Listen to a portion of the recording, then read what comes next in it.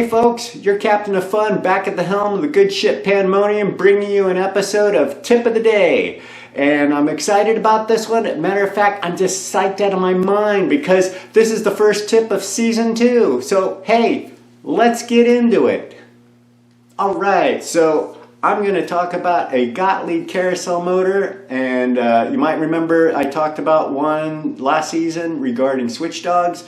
This time I got a tip for you. Wait, no, I've got 1, 2, 3 tips for you regarding this guy here. So hey, if you thought EM-PINMAN didn't give you your money's worth before, now he will, finally. Alright, so first tip of the day. This guy right here, the score motor, it's spinning around as soon as you turn on your machine, and the score wheel's spinning around. And you're going, oh, well, this is spinning around, I got all these switches on here. The problem's with this, the score motor. No, it's not. Sorry, it's actually probably on your playfield. Probably actually a 95% chance it's on your playfield, top or bottom. It could be a switch on, say, a pop bumper underneath that's gapped too close, or it could be a switch on the, say, slingshot that's too close. Maybe you changed out the pinball rubbers. The new rubbers are thicker than the old ones. Could be leaning up against there and you got to readjust it. So you're figuring, oh man, well, I got all these switches on this playfield and that. Do I have to go through all of them, EM-PINMAN? No, you don't. The good thing about this is you got the score wheel spinning around. It's going to be driving some other score wheels. What you got to do is go to the first one that's being driven. Say it's a 1s, 10s, 100s, whatever.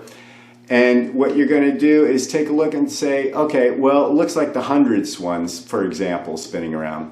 Go on your playfield and check around to see what switch controls 100 points. And a lot of times the playfield's marked with stuff, and it'll say on the playfield, you know, this thing will score this or that. Now sometimes, you know, a pop bumper will be two-phase. Say, you know, not lit it's 10 points, lit it's 100 points. So you might want to look into that. It'll guide you to where you have to be. Now I said 95% chance. Okay. Well, there is a chance. I ran into this with one game where it was actually a switch on the relay. And I think it was probably a 100-point relay. Let's just say it was anyway. And what you can do is just go to the back and the head, and there'll be a switch on that 100-point relay. And they're clearly marked 100-point, 1-point, 10-point, whatever. And go take a look at all the switches on that. You probably have one gap too close, and just redo that. Ungap it, well, don't ungap it, but regap it, and you should take care of that problem. So, you know, I haven't, in all the pinball machines I've worked on probably about 80 of them, and, you know, for some guys that's not a lot, for some people they go, wow, that's a lot. Anyway, I haven't had it where there's been some sort of switch or something on a score motor that causes that. So, folks, just go ahead, you see this thing spinning, just assume, go to the playfield first and start looking around there. But hopefully that tip helps you out on that one. Alright, second tip of the day. Back to the score motor here. You got some issues, and what's going on is you have some features that are kind of working sometimes intermittently, sometimes not.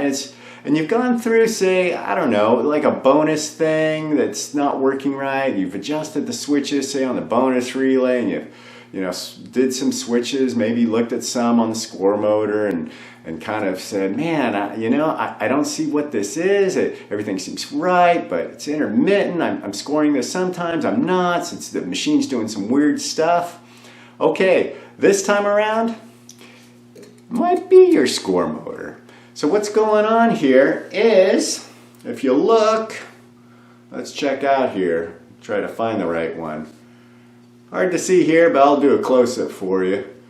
Right here is something called a brake motor switch. So, what it does is this is spinning around here, like so, and when it goes through a cycle, there's a beginning and a finish for this, and what it's called is a home position. So what this brake does is once it's done spinning, it puts it back in place basically where it's supposed to be, at the start of a cycle, at the end of a cycle. So what's going on, put this down, is this is your brake switch right here. This is a brand new one. I always have a spare one because after 40 something years these things break. And what you got is, you can see the curved part here. So if this breaks, you can't just buy another regular switch and bend it up. I mean, you could try, but it might not be in the home position of where you want it to be. It'd be at some weird home. Anyway, so you might have looked at yours and you go, hey, what's this? You know, I'm only seeing this much of this thing here. What does that do, EM-PINMAN? Well, basically nothing right now. It's supposed to look like this. So, make sure that this thing is not broken. If it is, easy replacement, cheap replacement. You go to Pinball Resource or Marco Specialties online, go order one up. I would get a couple because, like I said, these have a habit of breaking after so many decades. And easy to replace, just a couple screws, bam, you're back in business. Put that there. And that should take care of those oddities, because now the score motor is going to be set in the right position. And basically what was happening before is, if it wasn't all the way set where it should be, the switches on the end here on these stacks might have been half open, half closed, because it didn't go to the home position. So that's why you got that weirdness in the first place.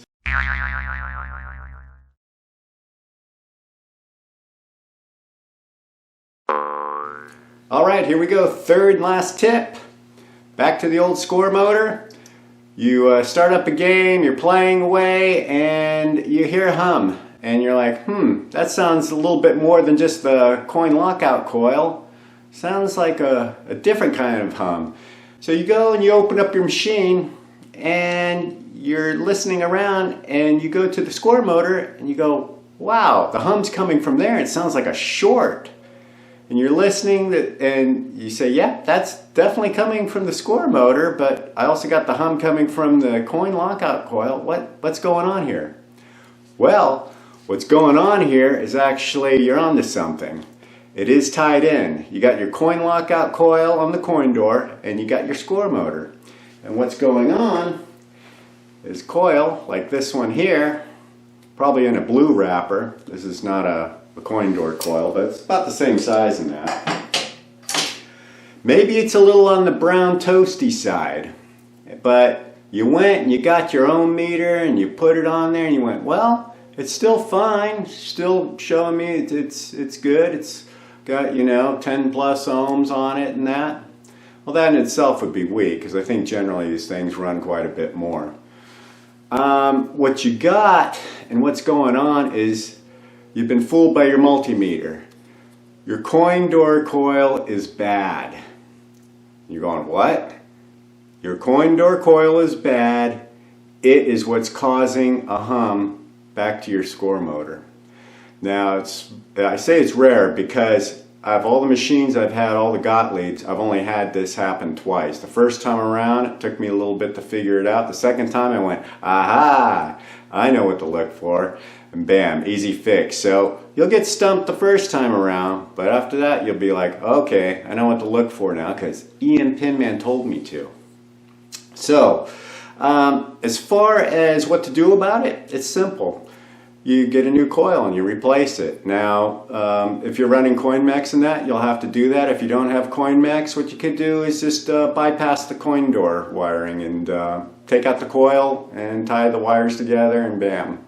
I personally like setting things up so they're back to original, so I'm generally always running with the wiring connected and running these things even when there's not CoinMex in it.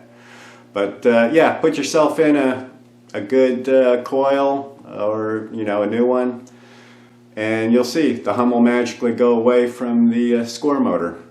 And what I believe, and I have a theory about this, what's going on is that it's what I like to call a back-fed short. What you have is a coil that's basically working. It's not showing on your ohm meter that there's a problem, so it's lied to your multimeter. There is probably a little bit of wire inside that's shorted, that some of the lacquer might be touching another wire, and it's not quite doing what it's supposed to be, because it's supposed to be basically insulated by the lacquer windings of the wire itself. And because your oil was a little toasty brown, it caused a little bit of a short. Like I said, not enough to blow the thing out completely, so it's registering on the ohm meter is good. So that's basically my theory on that one. And like I said, real simple fix, but it will drive you up a wall the first time trying to figure it out, because you'll think that your score motor's gone bad. So that'll save you the cost of you know, changing out a score motor that doesn't need to be changed out, or the coil on there. So anyway, there you go, third tip. Okay folks, well that's it for now. I hope you enjoyed the video, and I hope these tips help you either now or in the near future. And hey, you guys stay safe, go play some old time pinball, and I'll catch you next time. Bye bye.